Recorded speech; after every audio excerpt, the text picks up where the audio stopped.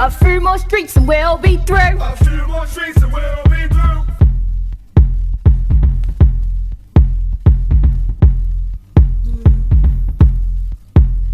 Good evening. That's that. Episode 19. Walking down the avenue.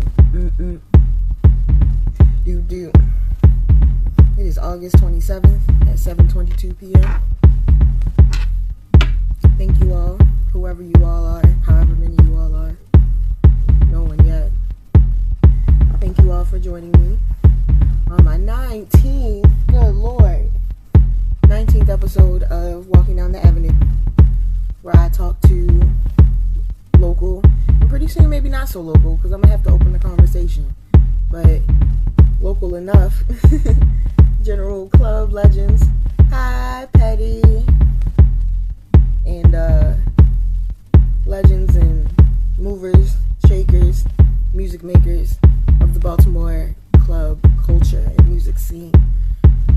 This episode is episode 19, and I'll be joined by S.Dot, who's a producer. You may have heard of him. I sure have.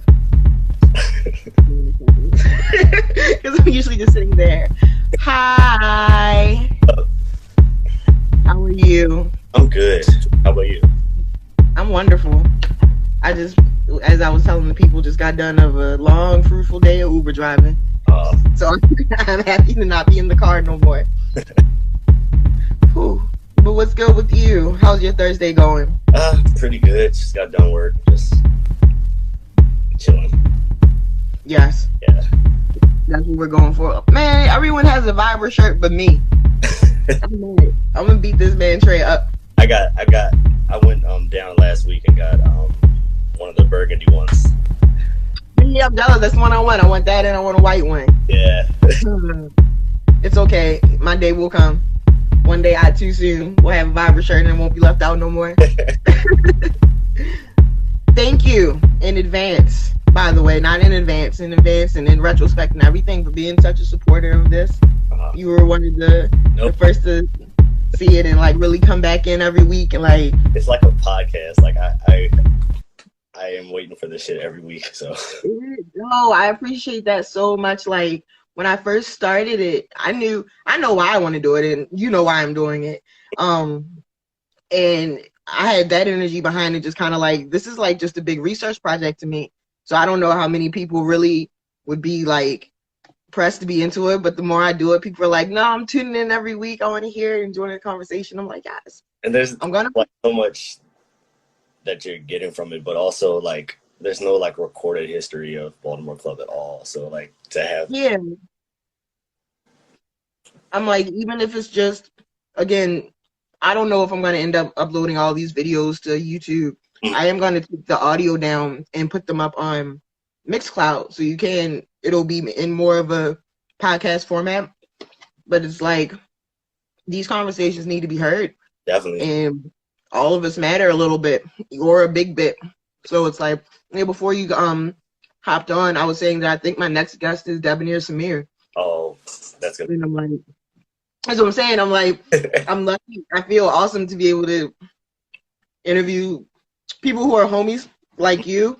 Yeah. But then I have people who I looked at as like legends and like our club heroes, who are also just kind of like, yeah, sure, I'll do whatever.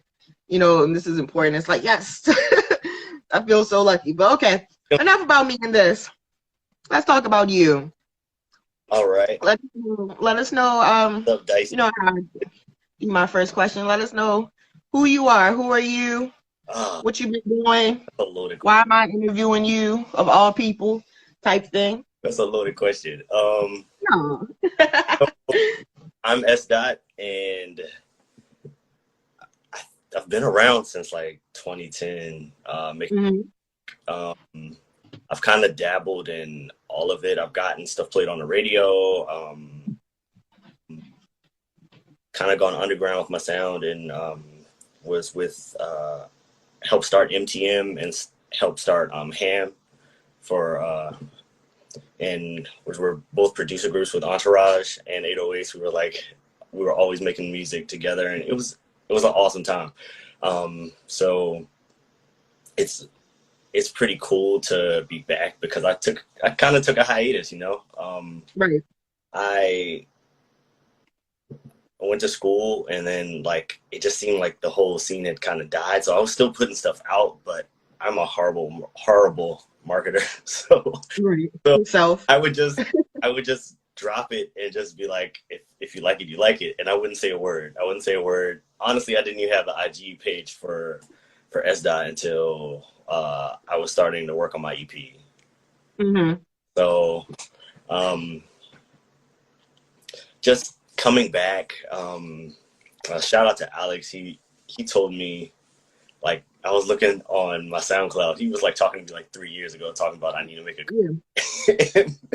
and I was like, yeah, bro, whatever. Like, I don't care. But here I am. So, and it's pretty cool to be back in the middle of all this going on. Like, there's like, there's not only the battle tracks, but there's also shit like cowboy shit, which you can just two-step to, which like I think is really pivotal because I think we've lost that. And so it's really, really cool to kind of have both things going on at the same time and everybody working together. It's pretty cool.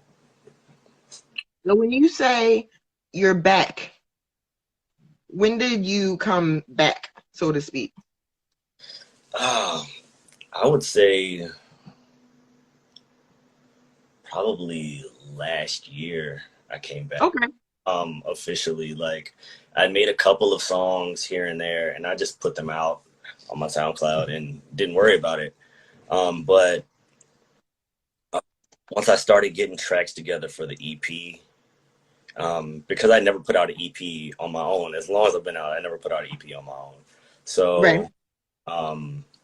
It was interesting trying to put all that stuff together, trying to find songs that I really wanted to put on there and collaborators, because a lot of people that I used to collaborate with kind of stopped, or they make music, but they were just like me. They just put it out and don't worry about it. And Right.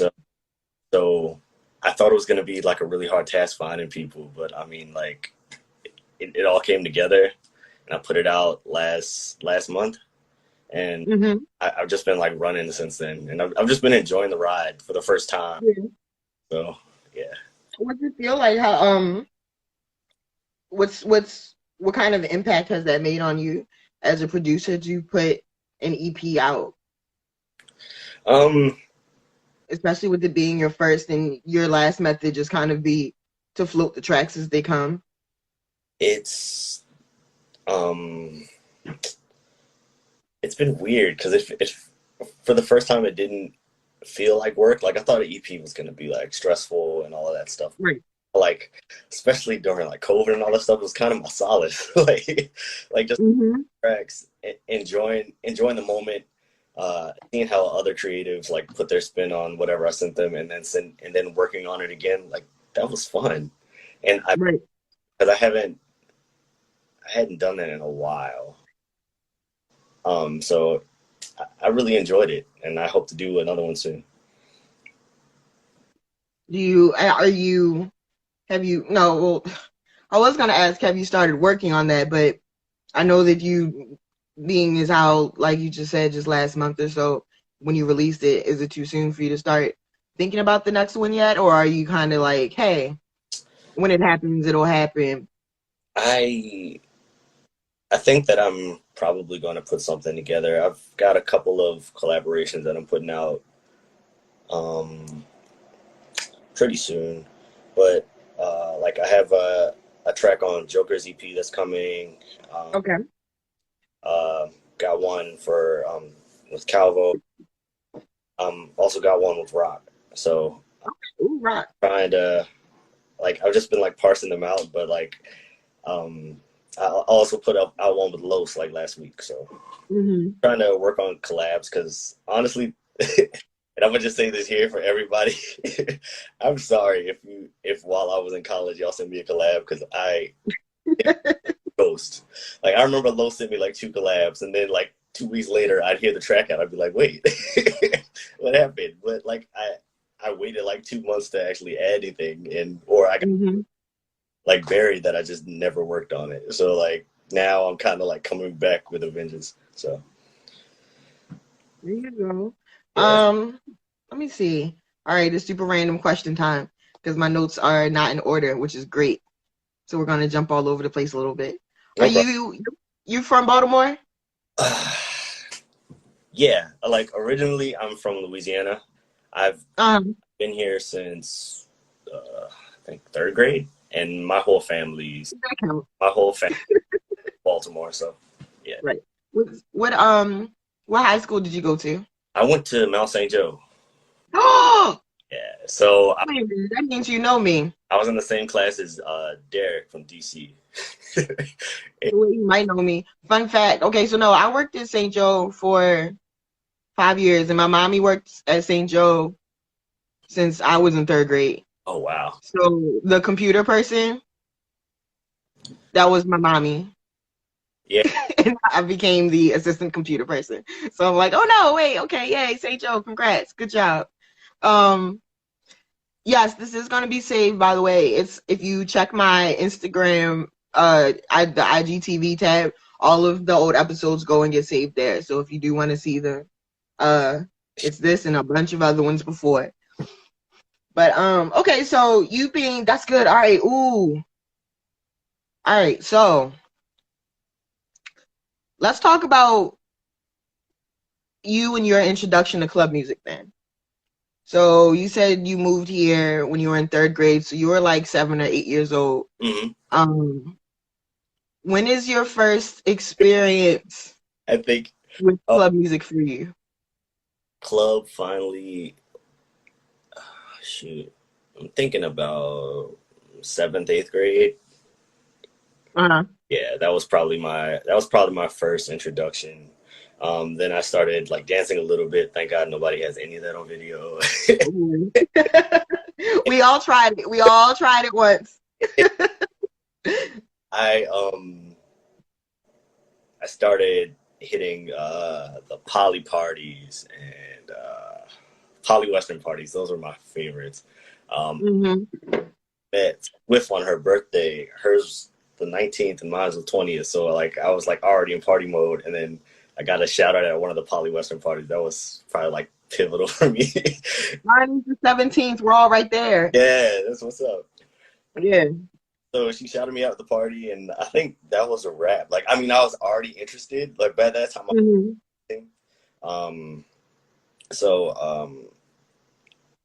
the tick, one of my really good friends, he was actually the first person to tell me to like actually start producing, and I was kind of like, I don't really know about all this at first, and like when I started, I didn't know anything about music, so it was like complete trash. like I was using like virtual DJ and just like taking the loop and like throwing it on shit, and it was bad. And so like now, like I think the first person to collab with me, the first person to collab with me was Perp. We called Deadly Violins, and it got a lot of traction, and I think from there, that's when I kind of went to the more shake off scene, because before I had made tracks, but they were very, very centered towards radio. So I made like a remix to On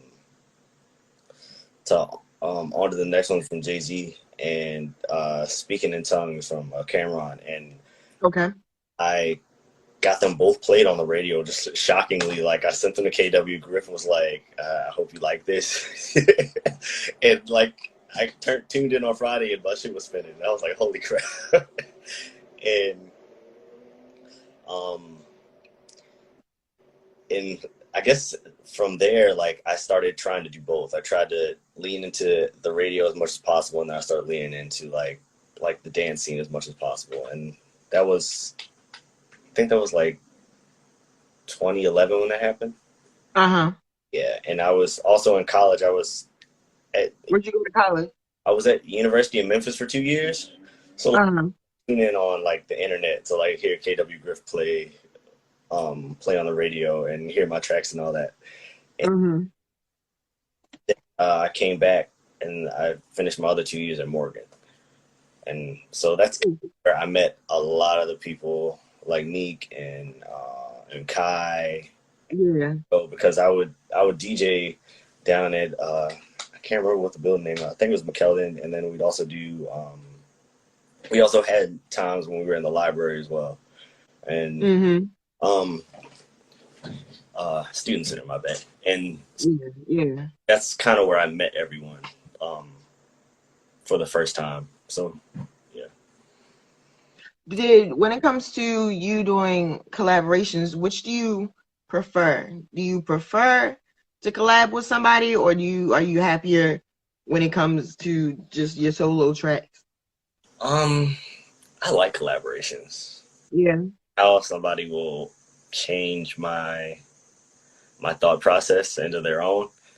Like, I mean, shout outs to Calvo, because like Rumors, like I have that shit on repeat all the time. It was like, I love how my part starts and then how he completely flips it. It's a vibe.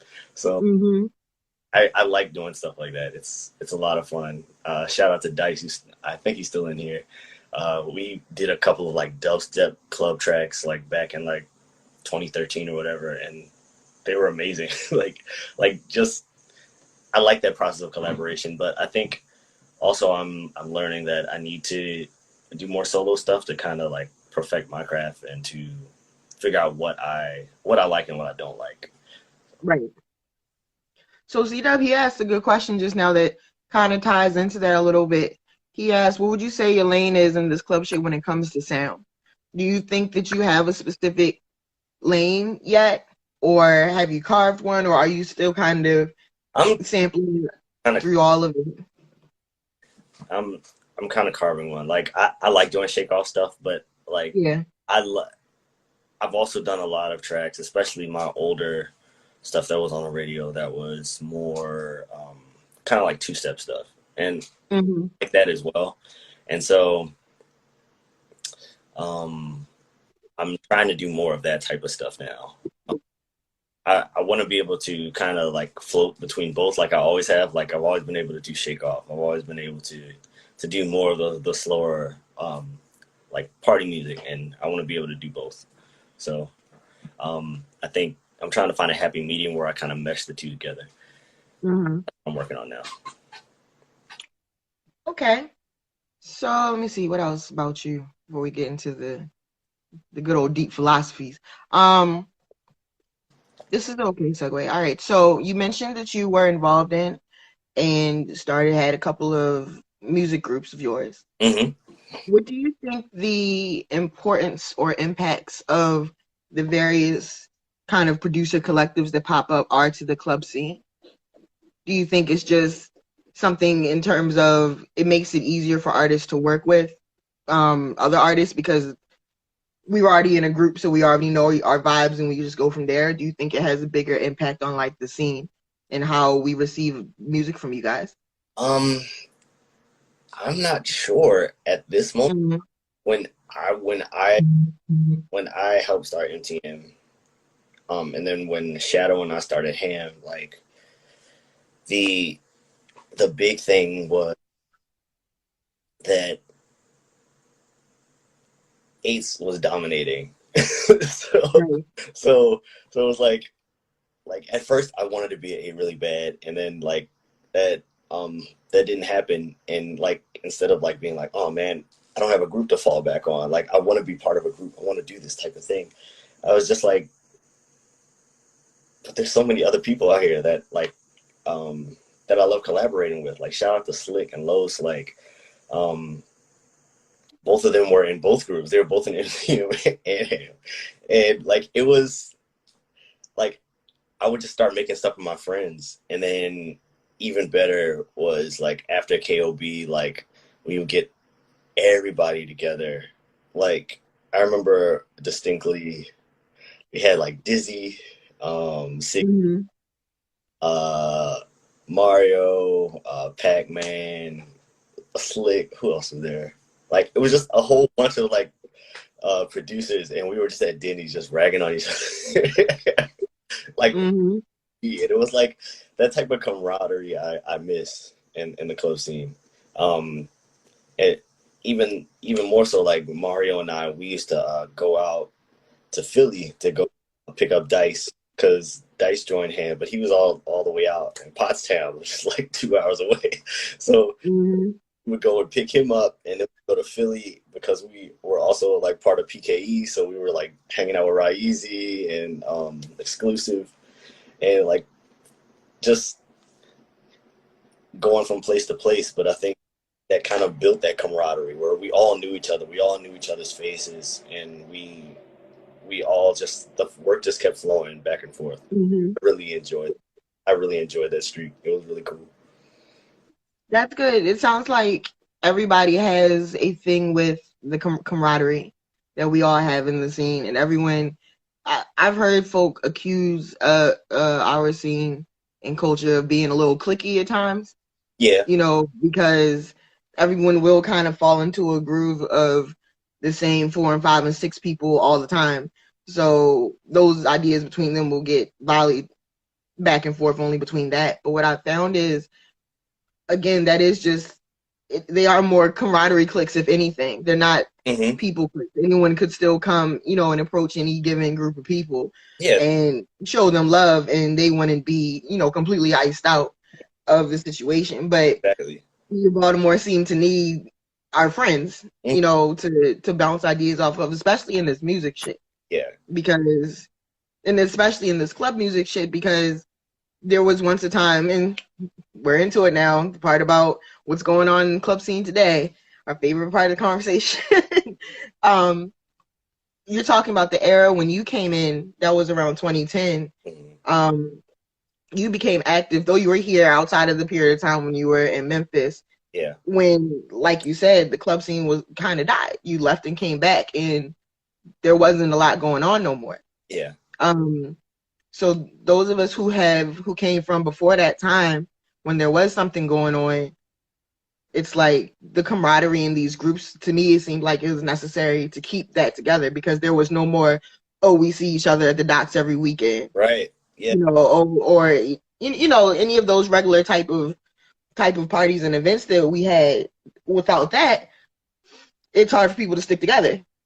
So a big pop-up, it seemed like, because I had my own hiatus away from that time, because I was going to school. I didn't go away. I just wasn't partying as much. You know, I went to Towson, so it's different over there. But I experienced the same way. I went, dipped off for 3 years or so, and then came back, and it was like, where the hell is everybody? You know, what is everybody doing? So that brings us to this. What is your opinion on the state of the Baltimore club scene today?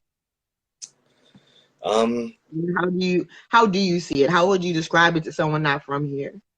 I think it's growing. Yeah, I really think it's growing. I think there's a lot of people taking interest in club music. I think a lot of people are interested in the dancing, and I think that that's bringing eyes to the city. I still wish I have convos with Cabo all the time about like not thinking about what it was back in the day. Yeah, speak on that. But I hate that 92Q does not play anything anymore. Like coming up in the Swift era and being able to actually like talk to Griff and like send him stuff and get feedback and all that stuff from one of the greats. It's like I miss that. I know that I can still get that now. Like it's a but like somebody spinning the tracks on the radio, that was wild. And now like the fact that we probably get like 5 minutes tops and nobody and all of my friends, everybody who's commenting down here can't get any plays on the radio at all is wild to me. And I feel like at times I feel like it's really problematic because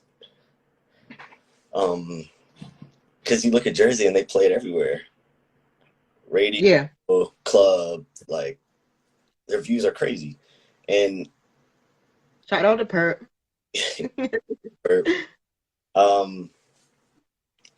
but I don't know. I really feel like this is going to be, especially talking with Alex, I think this is going to have to be something we do on our own. I think the producers and the dancers, we have to work together to put eyes back on the city. There's already an interest. Like, why not stir the pot? Right. Instead of blaming 92Q, like, as much as I love doing that, like, it's not, yeah, I mean, it's the good scapegoat, but it's not the whole story. Right, it's not the whole story. So it's not making anything better. So it's worth exploring the different options that, especially all the new people have out, that Alex has out, that Calvo has out, that Neek have to figure out how to actually make this something that can blow up and that we can actually be like at the forefront. Yeah. So in terms of, let me see, in terms of 92Q, no, wait, let me ask this question first. What do you feel as though is your role in the club scene right now, as far as what responsibility as S.Dot? Because you have fans, you have people who, look up to you and your skills and your talent, and you are very much an active fixture in the club scene with the music that you put out. What do you consider that your role and responsibility is as that person in the club scene right now to continue to move us forward and preserve us? I think my responsibility is to kind of doing what I've always done, is like, if I'm not the type of person, like, if a producer asks me for help, I'm not gonna like shun them or anything like that. Like, right. I've always come honestly, because if it wasn't for people like Perk, like, I wouldn't have gotten the eyes on me. If it wasn't for G6 spinning my records at Skateworks, like, right. I don't know where I'd be. So so it's I feel as though, as somebody who's been in the scene for a long time, I think my responsibility is to continue to help build a new generation.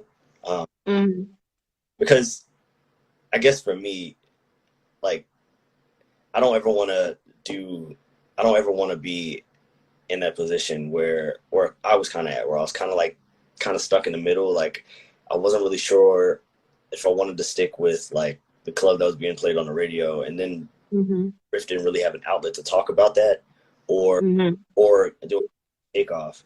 And so, like, somebody who has my knowledge, like, I'd much rather use it for good and to help anybody else who has any ideas or even wants to start producing.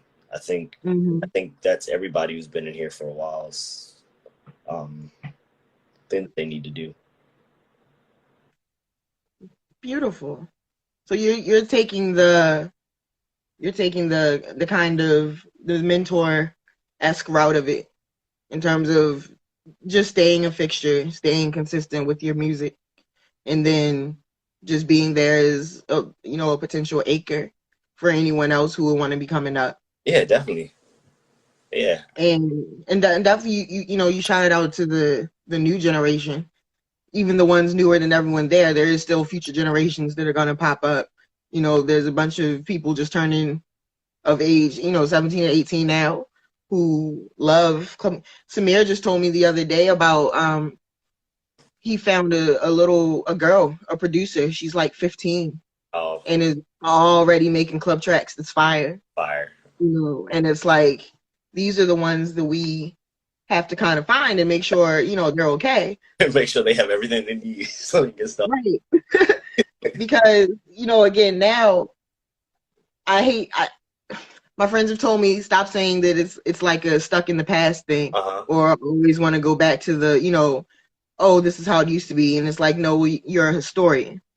I'm not necessarily hanging out in the past. I'm a historian. And it's way different now, as opposed to, say, back in 2007, even 2010, when the speed that we can have access to music is so increased. Yeah. And the technology we have, and even the ability to start any of this, whether you're starting as a DJ or starting as a producer, is kind of way easier than it used to be. But at the same time, there's so much more than to compete with, sort of. Yeah. Facts, Calvo. I know, right? No, that's what I told. That's what I told Swear. I was like, he asked if I knew anybody. I was like, no, I don't know anyone that young. But for real, she's already out there and trying to DJ too. It's like, and he said she can DJ too. I'm like, see, this is what we need. But in terms of that, we do need that. We do have the knowledge of today.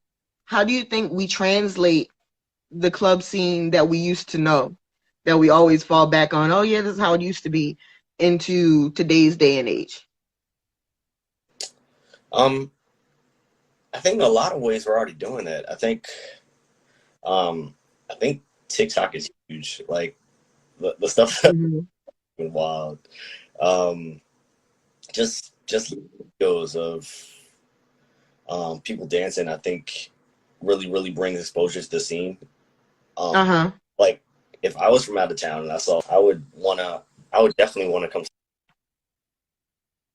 see what this is about. Right. And I think that TikTok has been huge. I think trying to figure out how to translate our version of the scene, I'm not sure if we can really do that. I mean, like right now with Corona, like parties are kind of dead. How do we kind of bring all this back together? I mean, it seems, right now, like TikTok's like the party on your phone. Right. But like when everything starts back up, like I want to be able to have stuff that you can like play in lounges. I want to have stuff that you can play in the club. I want to be able to I want to be really versatile where I have stuff that you can play at like any type of function. It's still club, but you'll be able to vibe to it either way. Right. And I think that's kind of the way that I think that's the best way to actually get back to what we had before. Where as much as I love the shake off shit, like I can't shake off. As much as I love the shake off shit, like I still like getting my drink and like doing my little 2-step in the club. And like if I could doing that shit, like I'd be even more lit. So I think we bring that back because I think one thing that Jersey has is that they include everyone. I think. So you think it's that's. Go ahead. My bad. I think that it's important that like we kind of incorporate everyone into in the scene, especially when the clubs open back up. Right. And it's like everyone's kind of the same thing. Perps in here saying the same thing. Fries, Zach said it. It's and even in prior episodes you've seen it. All of our old heads, our OGs, they say the same thing. It's really just about bringing that fun back and not focusing so much on the shake off the battle version of it. So as someone then who, because I asked the dancers this, or the more dancers I get, I know I did ask Kai this, and he was like, fuck that, just make the music. You know, that's where I'm at now. I think that's stopped because I was just like, I couldn't figure out where I wanted to fit in. I didn't know if I wanted to kind of do route when the radio was popular, or still make stuff like that, which was like at 1:30, or if I wanted to do shake off. And like I'm okay at shake off, but I love doing the radio type stuff. But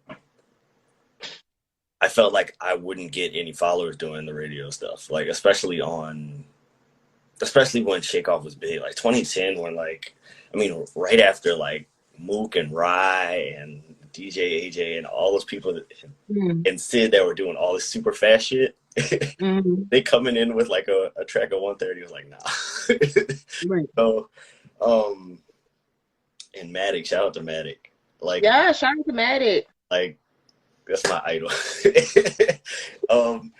But I think that all of that, Mm-hmm. I think it's easier to just make your own stuff. Like, just do what you want to do. Like, I think when I came back, when I was making the EP, because I mean, I know you listen to it, it's everywhere. Mm-hmm. Like, I think that's just a factor of me just saying shut up and just make the music. Finally, instead of like catering, like I don't cater anymore. Like if I have a track at Shake Off, I'll send it that way. If I have something else, I'll send it the other way. But Right. But I don't sit there and just be like, oh shit, I need, like, I'm falling off, like nobody's listening to my SoundCloud, I need like 5 more Shake Off records. I don't do that anymore. Like I don't think there's no point in it, and it becomes stress. It's not fun. It's not what I came here for, and it kind of like numbs me out to the point. So. Do you have a favorite? No, that's true, Calvo. The dancers are stubborn, but that's because this is one thing I want to say in defense of the dancers, because they're not, outside of King Mello, who just came in here. There are not too many dancers in here right now. Perp dances. I seen it, but I remember. So it was like the thing about the dancers, and if you saw the conversation that I had with Neek, if you saw that episode, yeah. I told him that what he did with Be More Than Dance and the club music dance community is that it turned it into a sport. You know, it's like ESPN now. Like I was just joking with Freeze about, you know, between his show and my show, it's like we have like I'm the club CNN, he's like the club ESPN, where it's like we can literally look at the club dancing community now as a sport. So they're worried about soundtracking their sport. Mm-hmm. And that's really important to them. Yeah. So it's like, I completely understand why it seems like they're stubborn, and when you come to them, they don't want to play, you know, they don't want to listen to more groovy shit, or they're focused on like, no, I need 145 beats per minute and like all of this. And it's like, I get that, but the dancers have to remember that the sport is just one aspect of this whole culture. But to the dancers, the dance is the whole culture. So it's like we have to reteach and reestablish within them, you know, like Perp's saying right now, bring the party back. Like, no, bring the groove back. Bring the dancing with girls back. Bring, yes, 133, 135, my favorite. If we can. You know, bring it back down to a level where everyone can kind of, you know, come in and swing to it, whether you can shake the fuck off or if you can't. Yeah. Because it's like, you have people like me, I'm all old now and shit. So it's like, while I used to dance and used to be able to shake off, there's no chance I'm doing that now without either breaking my ankle again or like just passing out. So it's like there is still a magical middle ground that can be reached between the producers, that can satisfy the dancers, but also keep it that Baltimore raw, because that's the thing, that glitter, that gritty sound that Baltimore club music has, it can still be maintained into some groovy shit. Yeah. And that's where, you know, you have your Calvos and things like, you know, the ones like that who can come in, even you, who can kind of come in with that, right? And like Zach saying, with the ass shaking shit, it's like we forgot that girls like to twerk. And, you know, just that all around like super cool vibe. Without the party, you mentioned it for a second, you brought up coronavirus, and Purple was saying in the comments earlier too, oh yeah, shout out SOE, that it is about bringing the party back. Mm-hmm. Right now we have no party because all the clubs are closed. Mm-hmm. We have no clue when that shit's gonna open back up. So it's like,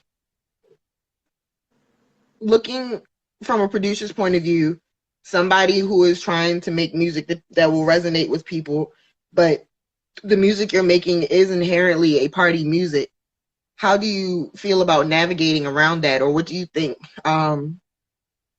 will come out of not being able to party in a traditional way, and kind of the only way we can see each other is TikTok, or the few things like you can come down to the alley when the alleys are doing something, or if somebody throw a party on the Why Not Light, or something like that. But those are going to be few and far between, and as long as it gets cold, niggas not going to be coming out that much for that. Right. So what do you think, what do you plan to do, or what do you think can be done to take us through this period, which could last 6 months or it could be years? Years. I mean, it's a scary thought, but they're already talking about it could be next summer before we out. I know. That's a long time. New Black Star coming. Black Star's back. Honestly, I mean, there've been tons of DJs that have gone viral for just mixing. Right. And I think if we're able to get, I think that something like that, I think would help shine a light on Baltimore Club as well. Like old stuff, more new groovy stuff, and also shake off. I think that would be interesting. To put out maybe a couple of mixes like that, of like everybody's shit and see where that takes us. I think the main thing, because there's a major unknown right now, is just keep making shit. Keep the relevancy up. Keep having people make TikTok videos. Keep sending people to your SoundCloud. Like, make sure that the music doesn't die, and make sure that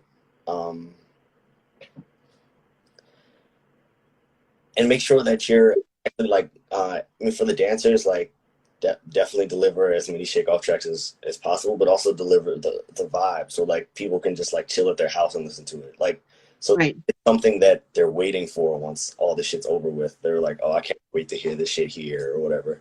Right.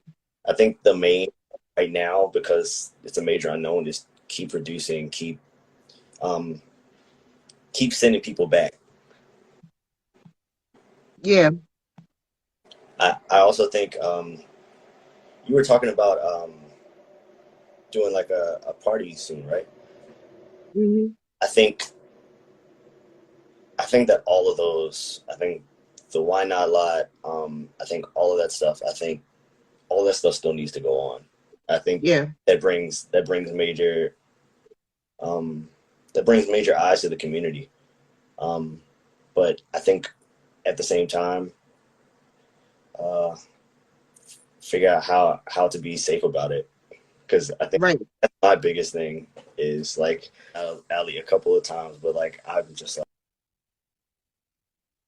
like I don't know.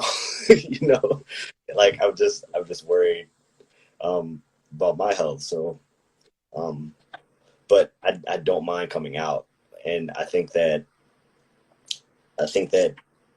especially since everybody's been cooped up in the house, I think right now we have a major opportunity where we can get a lot of people out to enjoy and to shine a light on Baltimore Club. Do you see that's who did I interview last? Did you see the interview that I did with Mark the other day? Yeah. All of that. Right. Like that was gold, all of it. Right. That's not right. One of the things he said, and I was glad that he said it. Well, this is switching gears a little bit. Mm-hmm. But it was about 92Q. So we're going back to the fuck 92Q bandwagon, so to speak. And it wasn't about 92Q. He was talking about when people complain that we don't have enough support, and he was kind of like on that, what does support mean? What does support look like? And kind of to stop sort of worrying about what other people think and kind of do you and stay in your own lane. Yeah. It sounds like you've kind of adopted that mentality a little bit. Yeah, like 10 years to arrive at that. I mean, but that's definitely the mentality to have. I mean, Cowboy reminds me all the time, like just do what makes you happy. Like, right. about who's gonna listen to it, just make the music. And I think that's super important. And I think I lost sight of that before, but Right. I finally get it now. One of the points that goes with that is somebody said, I don't remember who it is, maybe you can help me. It's one that somebody said that they weren't, Kai said it, and then Kai said it when I interviewed him, and he repeated it. I guess that was last night when Fries was interviewing him for a second. He mentioned something about, or Fries did say it. It doesn't matter who. One of these awesome niggas I know. He said that he wasn't worried about Baltimore seeing his work because he knows that Baltimore will see his work because we love this shit. But to. Yeah. They have no choice.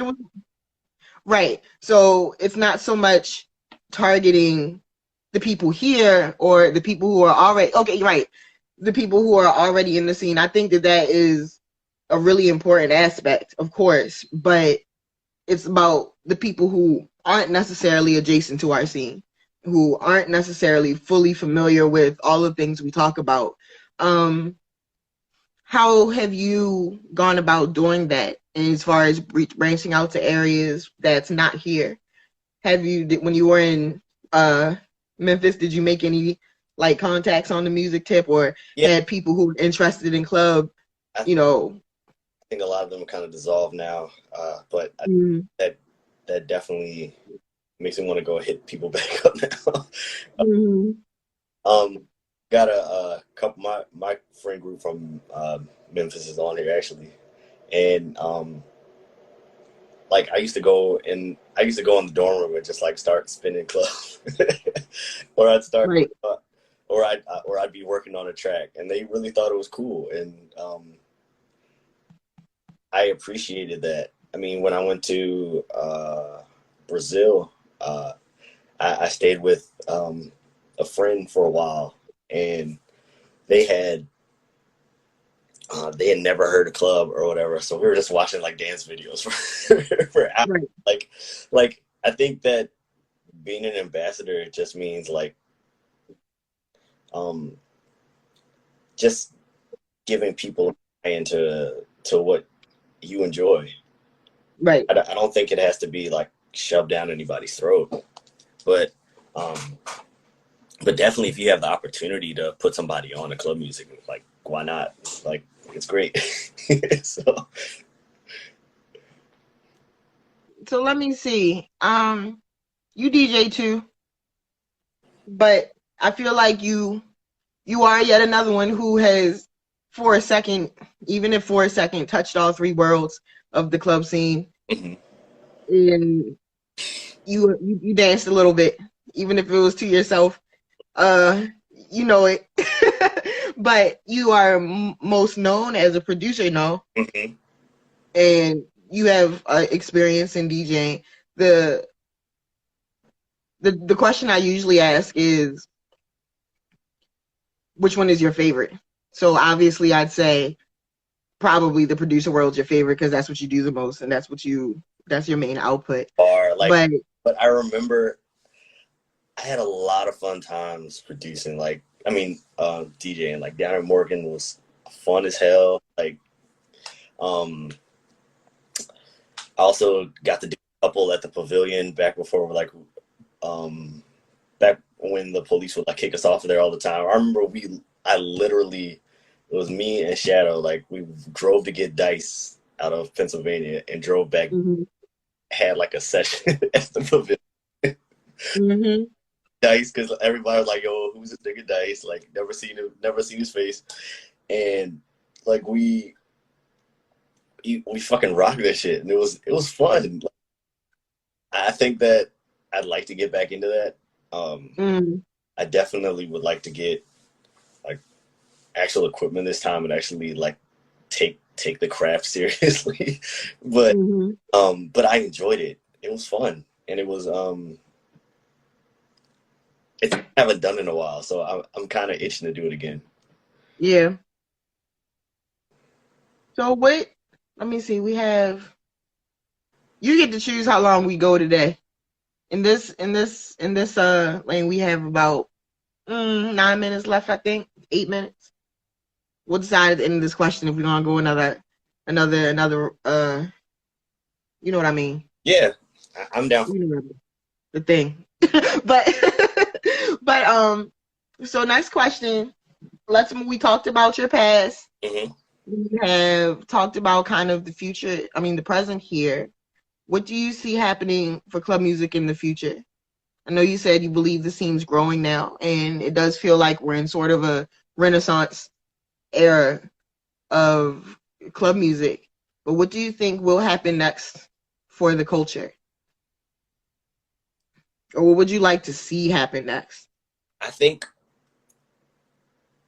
honestly, a lot of us who are upset about like 92Q never playing our shit, like, really gonna actually get a lot of shine. I think that I do believe that. We're so fed up with that shit. We've decided to find another route, and the fact that everybody's head is that way now, I think we're gonna turn a lot more heads instead of like waiting for the old guard. Which, I mean, it's great. It'd be great if they helped us out, and there are so many people that are helping me. Like, it's not any shade, but like, I think that it would be great to have more, I guess, more interactions with like people who like were pioneers in club. And so I think that's what I'm working on now. But I think that a lot of the people that like were upset or were angry because like 92Q, like, hell no, not playing too fast, it's this and that. I think a lot of us are going to find our lane in the future, and I think a lot of us are going to actually really make the scene pop. I feel like I love the fact that everybody has gotten to the. It honestly is like a fuck 92Q thing. And not necessarily specifically. Almost like, I think about that like twice a day. Like, yo, like, yeah, so. And it's like, it's not at this point in time for me. It's not even on no bad feel, ill will type shit. Because for a while I was bitter about it, real bitter. You know, and it's especially knowing so many people who have spent time submitting and then always hearing the ghostly thing from, oh, all you got to do is, you know, send us the music, and never hearing it. And then 93Q and just watching the amount of time club music has been played on the radio shrink every single year after year. There's a little bit less. I appreciate that now people got to the point where they're just like, this isn't an option anymore. It used to be this was the only way and this is what we had to do. Now people have gotten into the mindset of it's just not going to happen. Like, it's nothing even to think about. Yeah. And that's where the innovation is coming from. And that's where a lot of the, you know, the addition of the energy is coming from. Yeah. Because it's discouraging if all you're doing is thinking that the radio matters, because you see no turnout from it. And we have no other alternate stations to go to. Right. College radio won't play it. You know, WTMD is scared of club music still. I know, I went to Towson. So I can speak on that. And Morgan State University radio is busy being NPR and Jazz Light. So they don't want involvement with the club music scene. We've tried it. I've gone up there and played on Morgan's radio station a couple times before and talked to the you know, the radio programmers there, and they're stuck in their format. They're like, nope, we're good. We're not changing. It's hip hop late at night and jazz and news during the day, and that's all we're doing. But to know that there's enough people who are like, fuck this, we're just going to make it, and we're just going to build and share with each other, that's really inspiring. And that's why it's like, no, we'll make it out. Yeah, that's one of the reasons I came back. Like Alex had begged me for like 3 years to come back, and I was just like, why, bro? Like, but I'm seeing what he's doing out here now, and like how he's bringing eyes back to Baltimore. Chanel, I do too. I break the rule. Go ahead. I really commend him for that. But I think that it's even crazier that like all of us have kind of like banded together and just been like, no, we're gonna find another way. I think that there's a beauty in that. And now that everybody's thinking the same way, I think that we can actually get some traction and get some shit done. Right. And we can worry about the rest later. Like, I mean, all the people that like kind of turn their heads, like once something pops and it's played on the radio, I mean, then it's like played like on the issues playing, like they right to play it. A lot of people are really worried about the radio anymore. So let's talk about stuff I want to do for a second, and I want to get your opinion on it. So I did mention trying to start a party series. I do want to go party outside. My birthday, like I said, is 2 months away. Mm-hmm. It's almost time. And my look, it's a cat. Sorry, I guess. But can you move? Are you gonna move? No, guess not. Guess my cat says bring the club music back too. But how do you mentioned that you think that it is important to bring, everybody mentioned it's important to bring the club scene back as long as we can figure out how to do it in a safe way. I am planning on trying to do that, trying to make something, if not regularly, like every month, quarterly, and bring a bunch of producers, bring a bunch of DJs together. Which direction do you think that we should try to create that unity and bring that back first, though? Do you think that we should try to get a party together and have that? Or do you think, like, I think I saw, it was either Perp or Calvo commented, bringing the producers together. Do you think that we should have the content first? And I miss that. We need to do that. Yeah. Like, I used to go and hang out with Trizzy, Slick, and Los all the time, and like just big shit, just random shit. We ended up doing. Say it again. No, go ahead. I was saying, hey. We did a track. It was like those three of us, Shadow, and like just kind of like a cipher, but just producers and like producers, right? I miss that type of stuff. Like even just meeting up, like the stuff we used to do at KOB, like that was like the stuff of legends. Like going drunk as hell to Denny's later after KOB, right. Just like and just like making fun of the newest producer just because they haven't met us all yet. Like that was fun. Like, but it created a sense of camaraderie that I feel like is here now. Like, be it through social media, but it'd be even better to actually to link up with people. Right. That would be great. And I think a party right now with everything that's going on, I think it's needed. Yeah. One of the last Friday, I and Mello was with me. We DJ'd a little festival that was on the Why Not lot. We got to play a good hour set, of just club music, and it felt good to do that outside again. Because we all DJ. Look, my equipment's hooked up right the fuck there. I could DJ at any time I wanted to, no matter what. But I would be DJing to my cat and my sisters, and my nephew. That's what's up. But there's something about being able to play this music to the people it's intended to. So petty. We're trying to figure out how to put this together, like you said, in a way that's safe. Because there has to be some kind of way.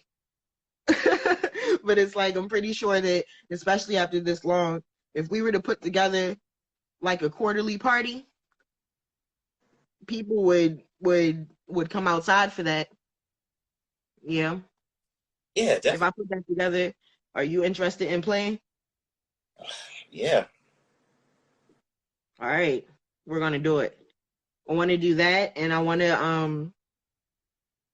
do want to start, not to be that person, even though I hate when people compare me to it, but it's annoying. But I want to bring back the case with vibe, in which there was once upon a time when every 3 months you could look forward to a new club music CD because she was putting another volume out. That's it. And I think having that regulation. No, Zach, we're gonna talk about that. Having something regular that club music gave us, something tactile that we could go and get and hold and put somewhere. But we were recently having a discussion of how do you think the best way to translate that music, again, is to bring it into this decade. CDs are cute, but CDs are impractical now. Like, they're not even CD players in cars anymore. So it's like, how do you think the best way to disseminate the music is, if you had to get it into people's hands? Into people's hands, that's tricky. Yeah. Because I put everything on SoundCloud, but I think, I don't know, like. Is SoundCloud your favorite platform? Right now it is. I mean, that's all I've ever used. Okay. Calvo and Mark told me that I needed to go get a Bandcamp, so I am also telling you to go get a Bandcamp. I went and did that. I don't know if there's anybody following me on there yet, but I definitely. Let's hype that up. Let's make sure people know about your Bandcamp. And you have Rip in here saying everyone needs to get on the major streaming sites. I'd say so. Yeah, I need to figure out what can go up there, because I just got my DistroKid, and so I'm trying to figure out what can and what can't. That's like, I don't know, it's like a whole college course. So it is a little tricky. I'm trying to figure out. I need to talk to some people who already have it out on major streaming services, what I can do and what I can't do, before I just throw shit out. Because I was gonna put the whole EP up there, and Calvin was like, "Whoa!" I was like, "Yeah, you're probably right. I should probably figure out what can go up there first." I feel like I want to host a day where the people who have done that already and know how, like everyone in the comments right now who's giving us this advice, that's all y'all, who know how to do it, kind of just talk to everybody, like, and tell them, because DistroKid is some shit, but everyone should be on it, and the streaming sites are awesome, but they take a little bit of steps, and not everybody is familiar with that route, or even realize how important it is, to go through that. But that's what pretty much everybody who you would consider successful has been saying that same thing.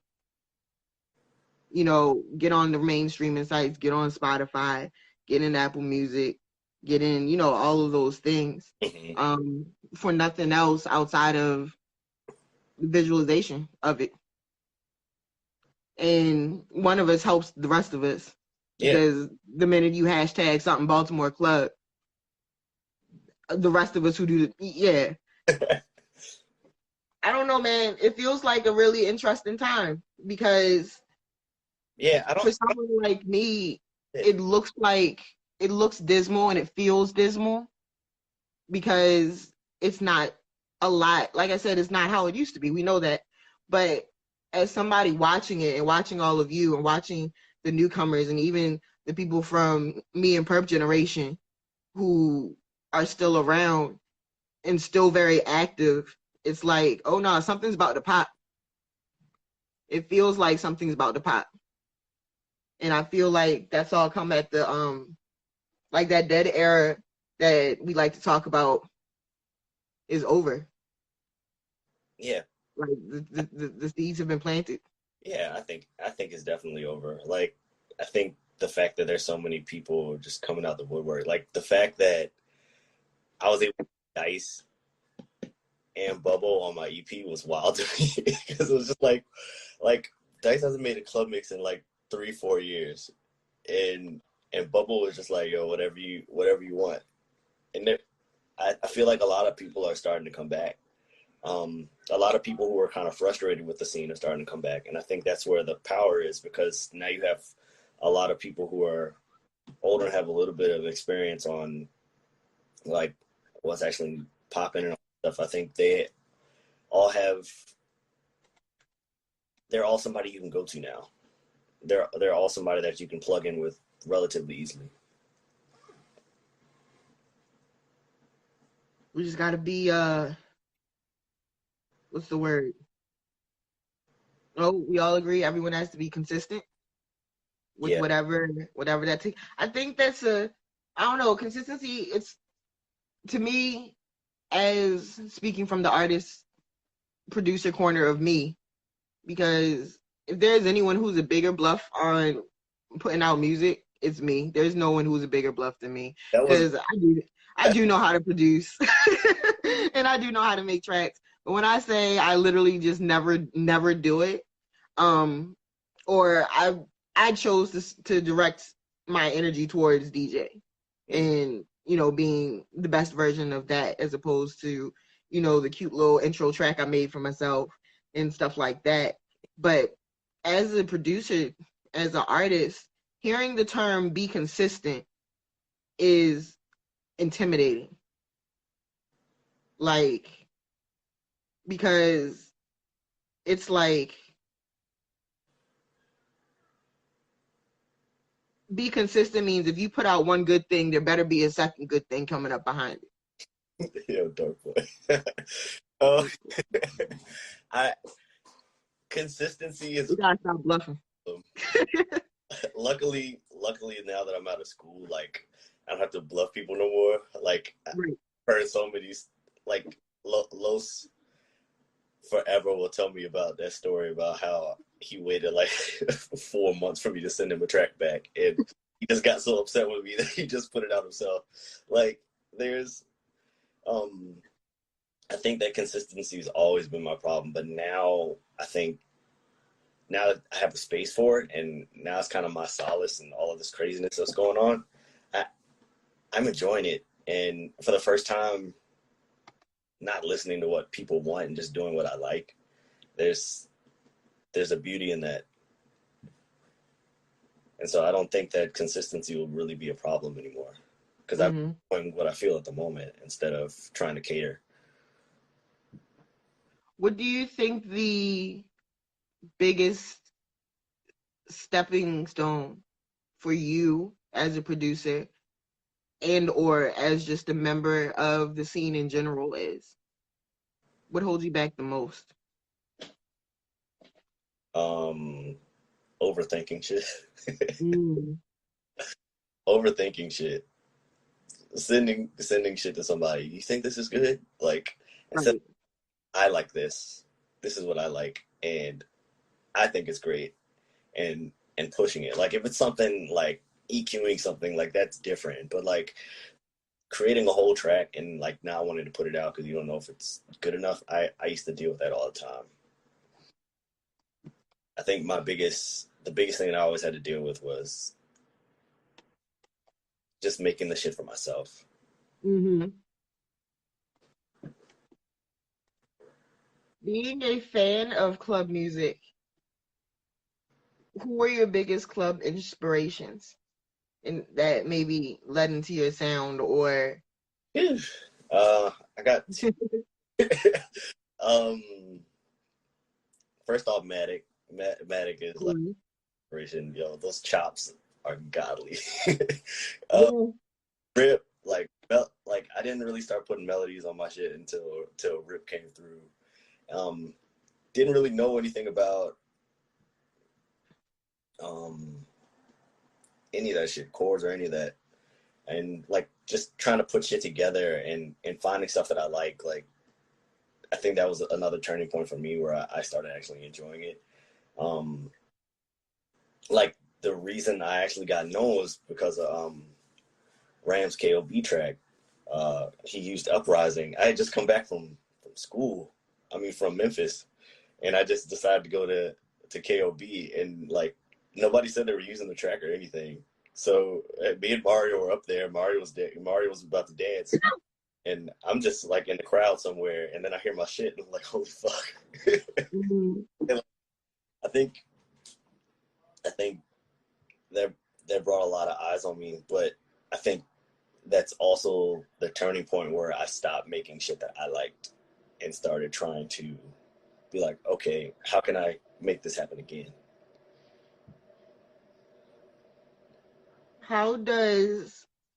Speak more on how it feels to be out and hear your music played at you, like unprompted. Wild. Mm-hmm. It was one of my favorite experiences ever. Like, oh shit, this song's hard. Oh shit, that's me. I think the first time KW Griff played my shit on the radio, I was like in the drive-through line at Checkers, and I fucking started wilding. What the fuck is wrong with you? And I was like, yo, that's my song. But like those little moments are that makes you come back to it. Like, right, other people are enjoying your music.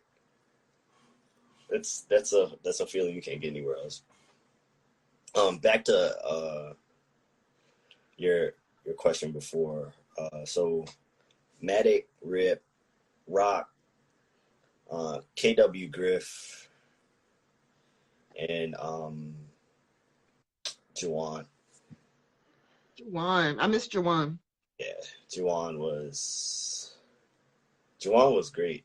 And whenever I had any questions about like what I needed to do with like a track that I was trying to get on the radio, he was always like super, super helpful with information. Mm-hmm.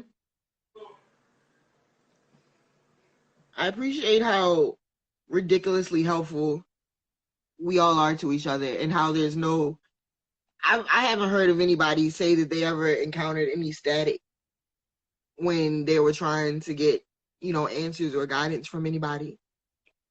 Nah. Because it is all love here. Ooh, yay! I found the other section of notes. And in the notes, these were my personal notes and stuff that I was working on. And how about this? So one of the projects that slowly getting into is the idea of making a petition. I think you know what I'm talking about. Mm-hmm. The petition to make Baltimore club music a thing, a recognized thing in this city. It needs to be so that there's some sort of Baltimore Club Day, or the way Go-Go was named, DC's official music. Facts. Something like this. That do you think that if you've listened to prior episodes, which I know you have, yay, again, thank you, I love you. One of the things that comes up when we talk about music is how Baltimore club music traditionally was only about a few things, either fighting or fucking. Either it was a song because, girls was out and niggas was out to get them, or you were repping your hood or defending your hood, or, whatever the case was. Don't make me kill nobody in here, et cetera, et cetera. It is inherently violent and vulgar. Do you think that that's going to give us a hard time when it comes to passing that? And if so, do you think that the music of today, I don't think is if it's the same? Because people say bring the fun back, and we were joking earlier about, yeah, that's right, we need the hoes back, we need the biddies back. all that. I need to be out there really shaking my ass like I used to, type thing. That's not necessarily the most family friendly type of content. Mm-hmm. Do you think that we need to? I think we need to get back to where everybody can dance to this shit. Right. Period. Just period. I think that's the most important thing. Like, I love watching niggas in the circle. Like, I think that shit is lit, but at the same time, like if you look around, everybody else is just standing around because everything is way too fast and you can't get into the mix. I think that if we're actually gonna have like a club party, it's gonna have to be a blend of all of it. Man, somebody just needs to make the pirate radio station. Yeah. Because you want to know why radio is so important? And everyone goes back to that. Because it is the biggest free, accessible to everybody, everywhere, no matter where you are, outlet. It's free in cars. It's free because every radio station has a website that streams to it. It still gets tracked. It still gets, counted in terms of ratings and stuff like that. Mm-hmm. And there's a dollar sign attached to it. Yep. Sort of. Getting played on getting your mix played in like a midday mix on 92Q won't necessarily get you money, but it's still that widespread exposure. Right. The exposure. I think that along with bringing the music back to, like, again, not to beat a dead horse, but bringing the music back to something that everyone can relate to, we have to redefine exposure. Yeah. But, I think that at the same time, everything's different now. Most of the stuff that we see now is geared toward dancing. And I don't think that would have a major impact on there being a Baltimore Club Day. Right. I don't think that that's going to be an issue. I think the issue. I think the issue is going to be how do we bring it back to the club and how do we make it safe? Because I remember all of those poly parties. Like, right. Throw your sets high up in the air, and then it was a wrap. Somebody started, had to all leave. Like, like that was trash, and like that's got to go. And we got to figure a way to make this accessible to everybody, so that we don't have to. One of my biggest fears. That's where I even had like a nightmare about it. One of my biggest fears is, doing all this and it coming to pass and the city giving the club music scene the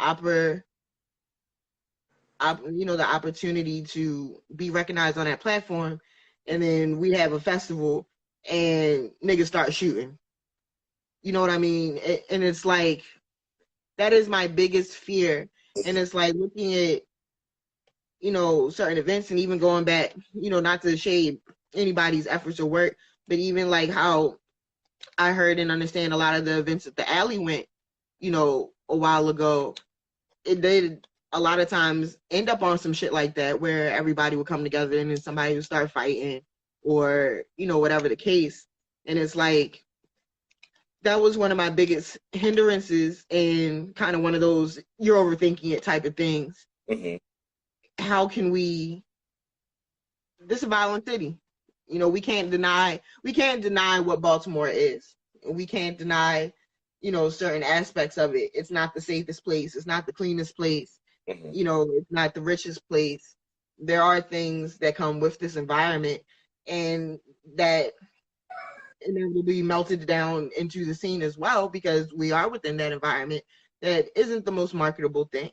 But it's like, to me, this is an opportunity to shed a light on Baltimore in a way that this is a positive, though, because look at how many lives have come together out of the club music thing. Mm-hmm. But like, Philly's not the greatest place ever, and they still have the Mad Decent block party. Like, I feel like at this point we should just do it. Bingo. That's exactly my thought. There are other cities, and they get the support though. Yeah. You know, they get the support from their cities to understand nightlife is a, you know, recognizable entity that should be protected and isn't just some fun shit. That's how they treat nightlife here, or at least our version of nightlife, because they protect Power Plant. You know, they protect Federal Hill. Yeah. They protect Canton. I was just over in Federal Hill earlier, you know, driving around, and it's like, yo, these white boys can do whatever the hell they want. Even still in COVID times, they're still getting away with doing what the hell they want, you know. But, you know, like, let us do anything, and it's a wrap for some reason. Fries hates Power Plant. I know we hate Power Plant. But Power Plant don't want 1 ounce of club music near there. No, that's Could you imagine if Power Plant had a club dedicated to like Black people? That would be lit. It would be the best club there. If like they had a club where you could play modern hip hop and club music in, it would be amazing. But we don't have those things, and I'm tired. I honestly, maybe it's because I've done enough of these interviews and I've talked to everybody and we all have kind of the same sentiment on it. I'm honestly tired of talking about what we don't have anymore. Because I'm tired of talking about what we don't have the same way I'm tired of seeing the next Black person who was shot by the cops, you know, on the news. It's like, yeah, we know. You know, it's like, we know this bullshit is happening. You know, we know this is awful. I don't need to see it every day. Yeah. We ride around in it every day. But it's like, it's time to, you know, turn that. What do you say? Let's go back. Let me throw that. Tell me a story about your favorite club party environment. Like, what is the one time you went out and you was like, no, this is the defining night of club partying to me? I got 2 of them. So, I remember the Gala Center parties. Oh yeah. Those were fucking lit. I cannot remember, but there was another party.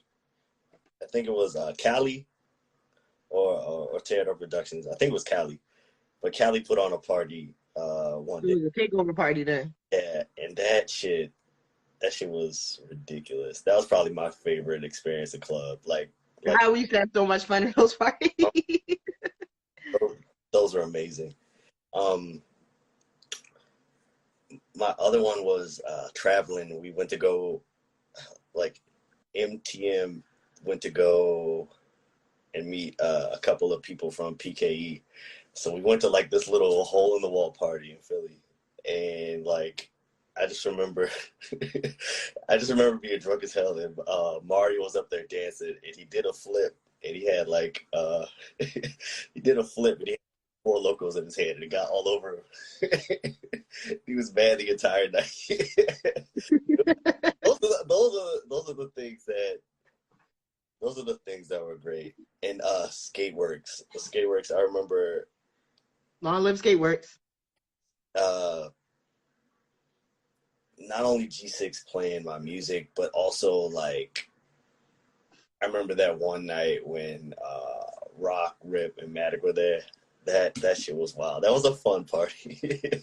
Like I miss those days, like actually being around the whole environment where everybody just wants to have a good time. Mm-hmm. It's like 2 years later, it was all shut down, and it was like, go.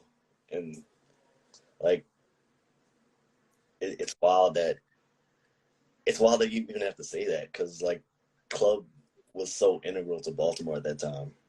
Right.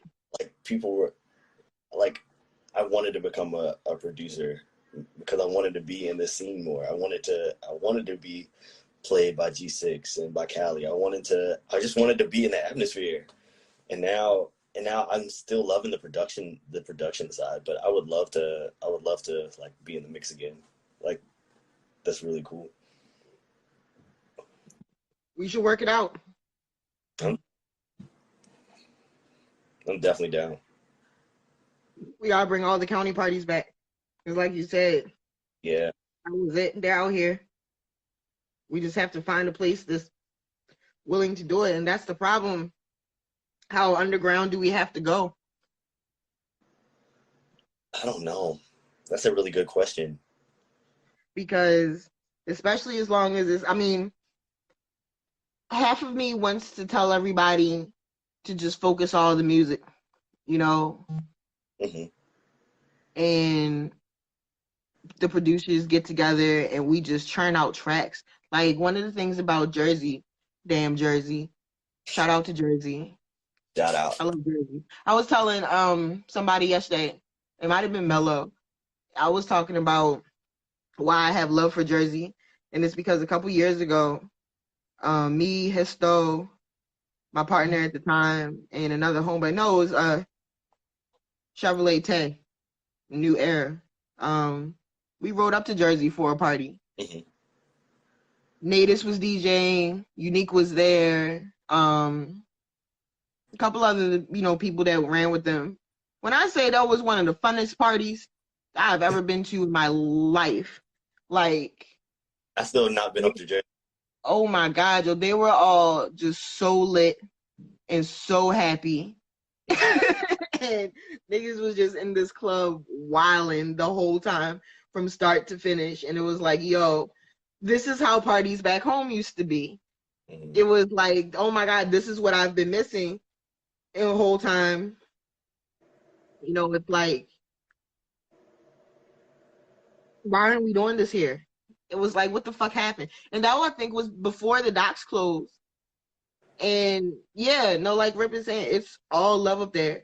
That's every time I go out of town anywhere to DJ or even just to go to an event, the amount of love they have for Baltimore is almost nauseating. Yeah. It's so intense. And it's like a whirlwind effect because you go and you hear and feel all this love, but then you remember how at home sometimes it's like, what? You would think that no one cared. And it's just like, nah, I think a lot of Baltimore people are just disillusioned and take it for granted. And let definitely and let the lack of radio. See, a lot of people think, I get mad when I hear this. A lot of people are like, no, club music is played out, or it's dead, or it's whack now, or something like that. And I'm like, the entire party, like when there still was like two-step club and all that type of shit out, like those are the same people that were standing at the wall at the party. Like I don't care about what they have to say. Exactly. It's like people that say otherwise.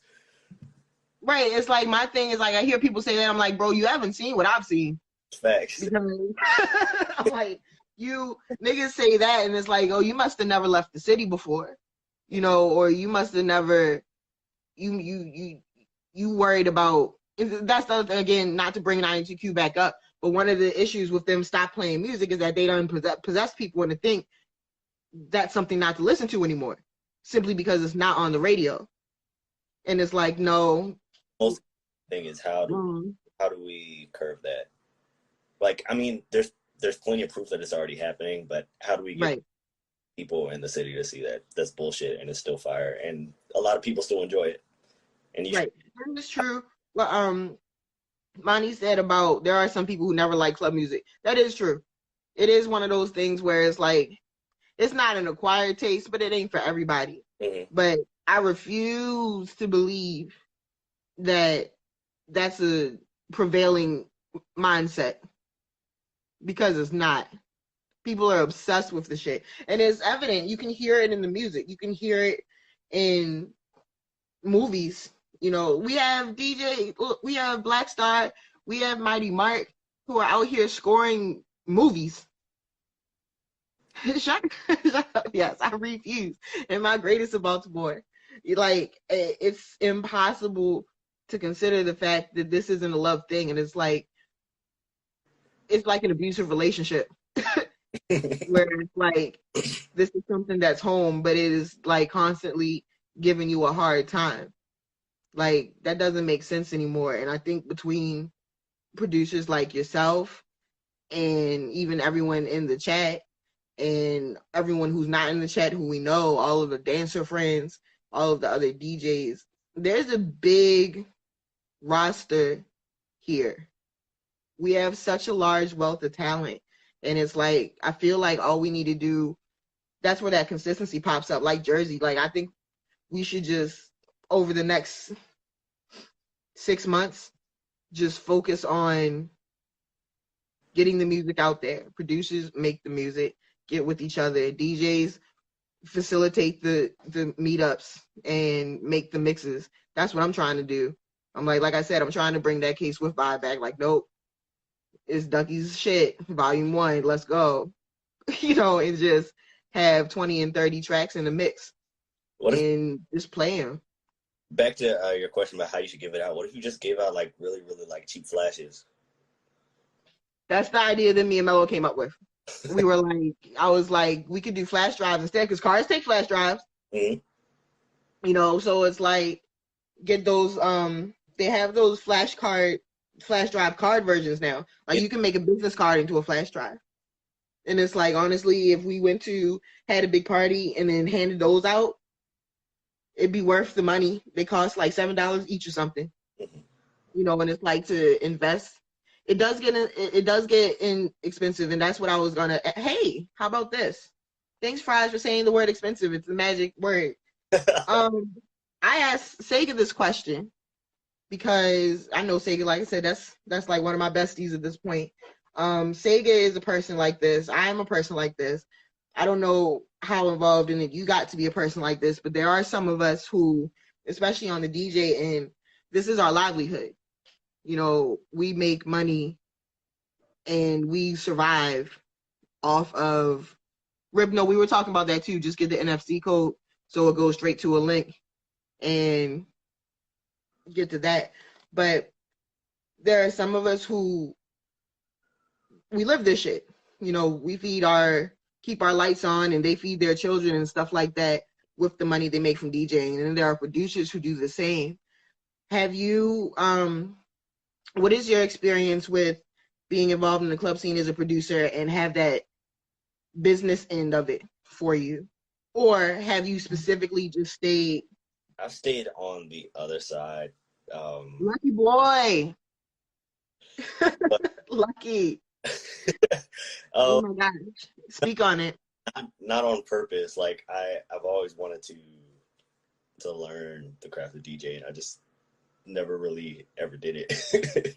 Especially after school. Like I went to school for architecture, so I was like there from like 3 to 3 every night. So like, I didn't have the free time that everybody else had, where they were just like, I'm gonna go do this, I'm gonna go to this party. It was like, nah, all that shit's dead until June. And like after that, I would just be spent, and I would just like enjoy the summer. I would go and mix, like I'd mix down at like the Pavilion a couple of times, but other than that, like I didn't get any further into it. That's definitely something that I want to get into now.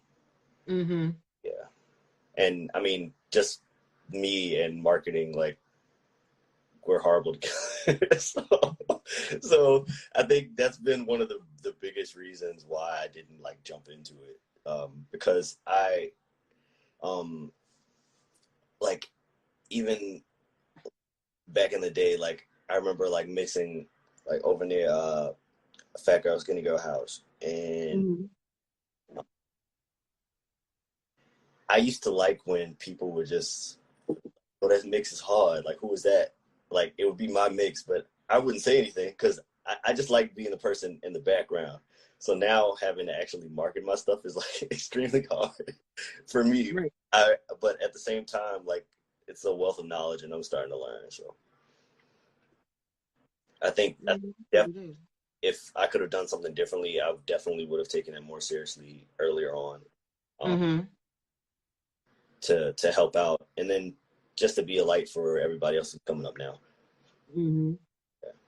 But there's plenty of people like Mark that are like completely, like you ask them anything, it's an open book. They'll help you with all that stuff. So all right. So what's next for S.Dot? Like I said, I know you put out your EP last month and you've had various releases. Is there anything outside of the fact that you know you at some point want to do a second EP? Is there anything else that you know that you have pinned down maybe before the year's out or for holidays or something?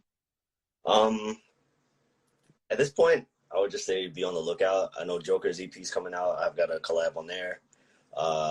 Deep just dropped on SoundCloud. I hope you guys like it.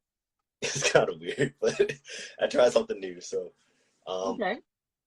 So I was trying to get more back to like the two-step type shit. So, but I've got a couple of tracks, a couple with rock that are on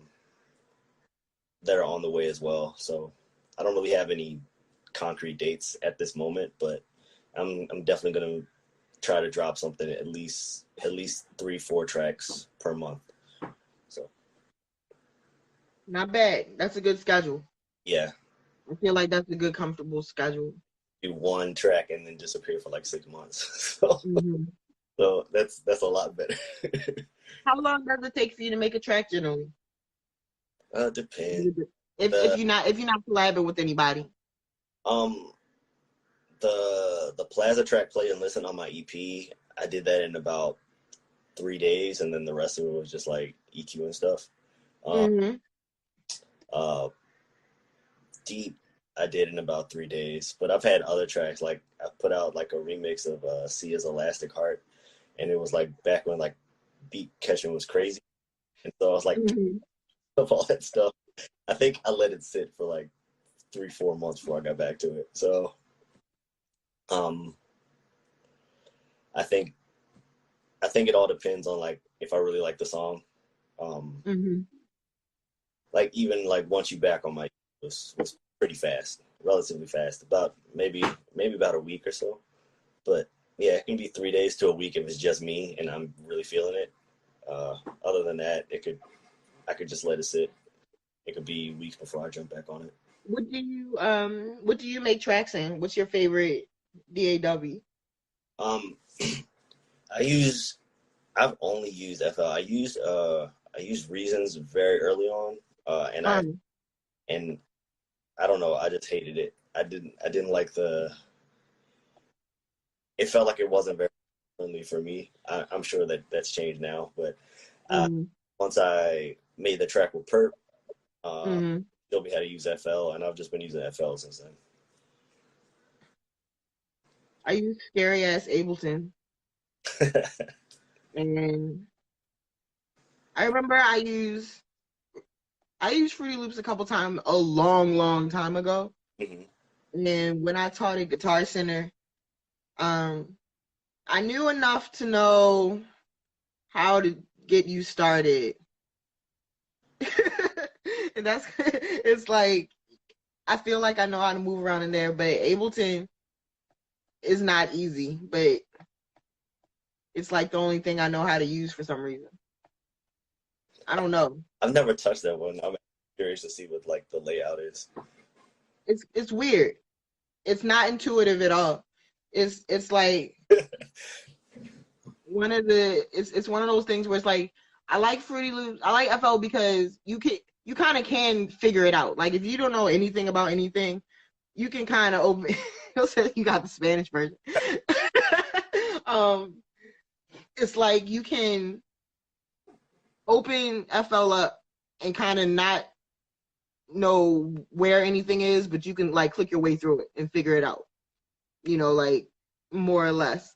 In Ableton, it's like unless you know where to go, you just looking at this the gray ass screen with words on it, and you're like, what the fuck does this do?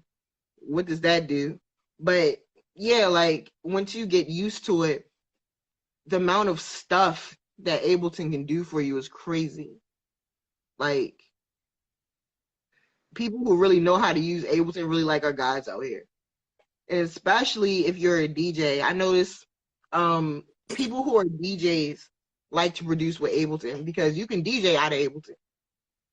So it's like, I don't know. Do you think you said you always used FL? Yeah.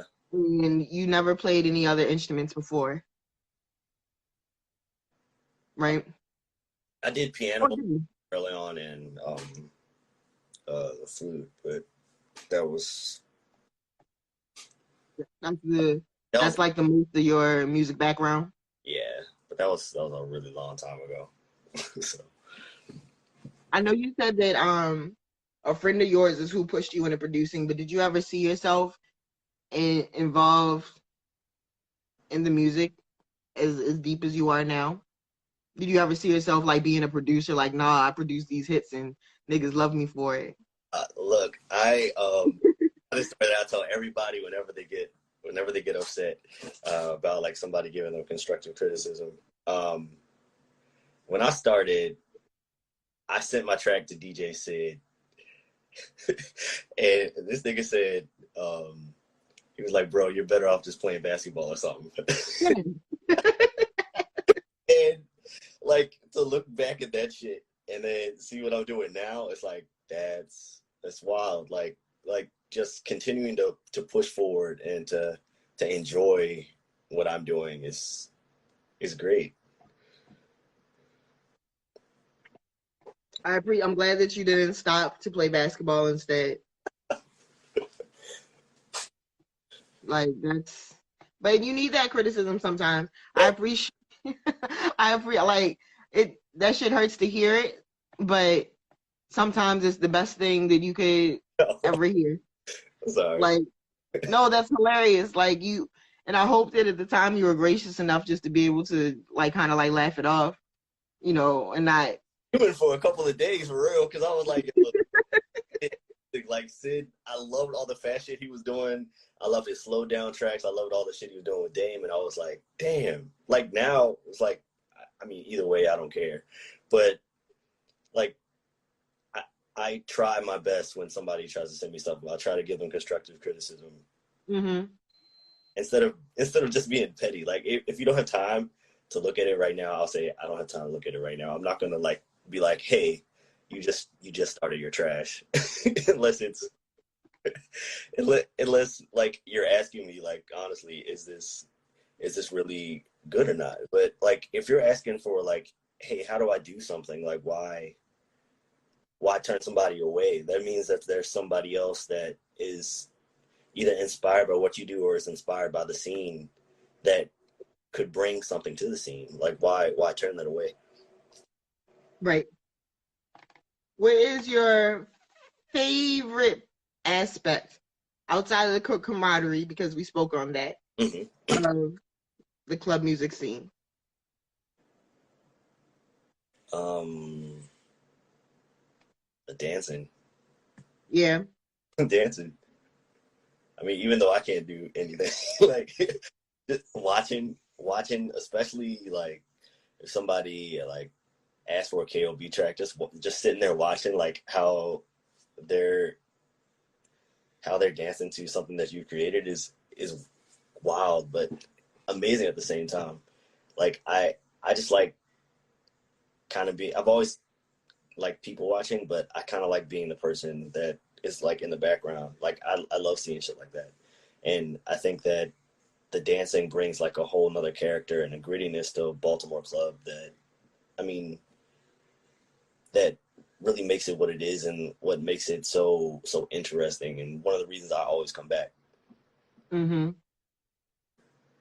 The dancing is,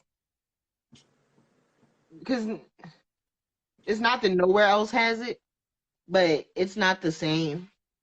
Like in other cities, people of course have their individual music and their little things to go with it, but the dancing here is such a spectacle. And like I said, it's that sports shit. It's like watching football. Then that for good and for bad, because the thing about watching football is, I mean, I can play football. I have played football, but I'm not playing football. So watching it is just like, nah, I'm just specifically watching this. There's a lot of people who, I guess like yourself, who don't dance or don't consider themselves dancers. They do just have that spectator, kind of seat. Yeah. And that could go either way, but it still brings people back to the stadium. At the same time, like, even if you're not dancing, or if you're not dancing, or if even if you're not like even two-stepping, like there's a beauty in actually watching. I think that Yeah. that's something that we don't really tap into enough. Is people like to watch that shit. Like, I mean, Mm-hmm. how it shows you, like people like to watch that shit. I think having a party just brings more people to it. If they don't want to dance, they'll at least like the music and they'll like watching. I think that's something that everybody needs to tap into once the run is over. Once the Rona is over, I think that, man, I enjoy quarantine time because I like how everyone was forced to sit with themselves. Everyone's been forced to focus on themselves because there is no go see other people, or the amount of people we do see, they're very small numbers, and we're not able to expose ourselves to everyone else as much. But at the same time, we know the deal and we know what kind of bullshit this caused everybody. And I honestly think and hope that it's over soon. Yeah. Enough. Not too soon, but soon enough.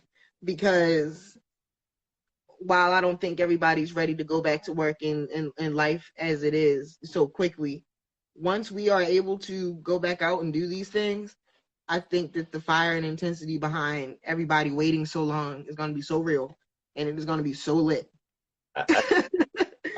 That's it.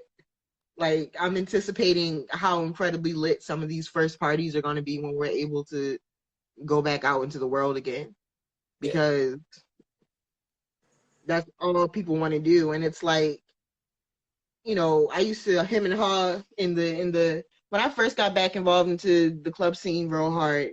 It was in 2014, just about late 2013, 2014. And I was doing the stuff that I was doing. I used to warn people about these clubs closing. I was like, we have to come to these places. We have to occupy these spaces as Black people and take up this space, because if we don't use it, they will close. And sure enough, one by one, they started dropping like flies. And it's like, maybe now you won't take it for granted. And I think that started in small aspects a little bit, but really grew into bigger ones. What? Oh, sorry, it's my sister. No problem. But yeah, I don't know. We have nothing but time. Yeah. At this point. And I think that's what's beautiful about it. We can really put together anything we want to do. Yeah. Because it's scorched earth. I think just like the venues, I mean, just like the producers kind of coming together and be like, we're going to make a way without 92Q. I think like we're going to have to do the same thing with the venues. Exactly. Somebody's just going to have to bite the bullet and open up the speakeasy, and we just go for it. Yeah. And somebody's going to have to be willing to argue with the cops when they show up and hope they'll shoot the shit out of all of us. Yo, shout out to Nico. Like every time I would DJ at the pavilion before they got that ordinance or whatever, like the police would come and shut me down every single time, and I would not be the person talking to the police. No, it's never that. Like, talking to them is the worst, and sometimes they get it and they don't. It's funny. I'm on Twitter, and there's this Twitter page that listens to the police scanner and tweets the things that they're doing. And one of them said just recently, it was like a couple hours ago, someone on the scanner, someone called 911 to complain about a band that was practicing in the street in the city somewhere, and the cop responded like, I don't need to go deal with that. And it's like, right, somebody can have a band in the middle of the street and party, but let somebody come outside with club music, and try to have a little block party or even something like that, like down at the pavilion, and then they're all over us. Cops appear like in no amount of time, shutting it down. And it's like, that's the type of thing that I want to present. And every time I mix, I remember mixing over near Earl's house too, like all of that stuff. Like there were cops everywhere. Like if they weren't there, they were like circling the block waiting for us to wait. Right, they're just watching and waiting, and it's like I hated that shit. For nothing going on. Yeah. That's gonna be one of the.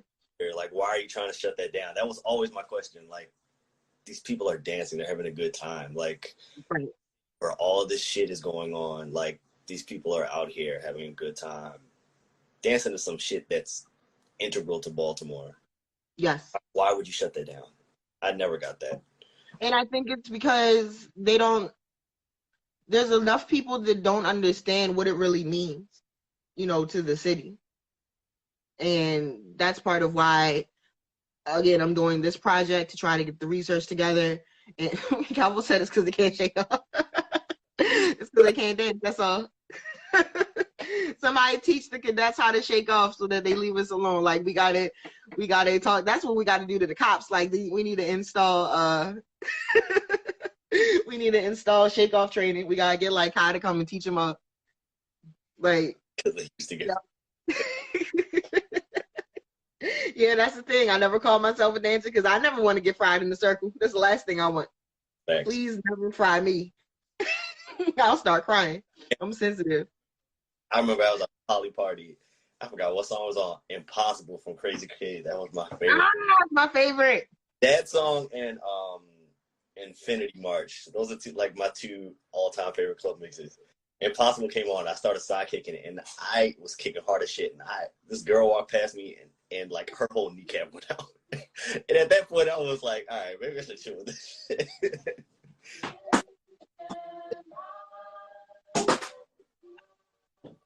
That's no, never ever jumping in the circle. But okay, I can close it with the song. What an incredible song. I don't have any. No, wait. Let me see. Do I? S.Dot. I do have some.